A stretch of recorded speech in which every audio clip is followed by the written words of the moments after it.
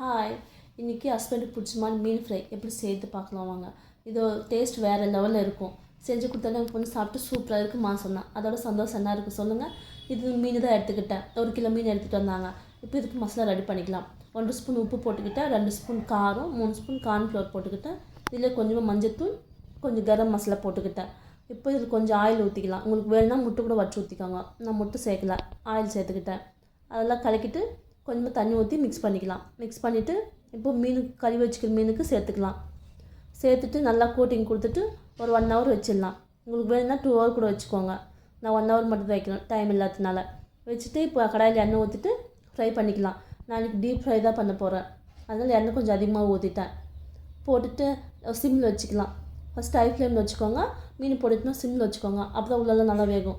இந்த colour brown colour வந்த பின்னாடி எடுத்துக்கிட்டால் டேஸ்ட் சூப்பராக இருக்கும். செஞ்சு பார்த்துட்டு எப்படி வந்து சொல்லுங்கள். பாய்.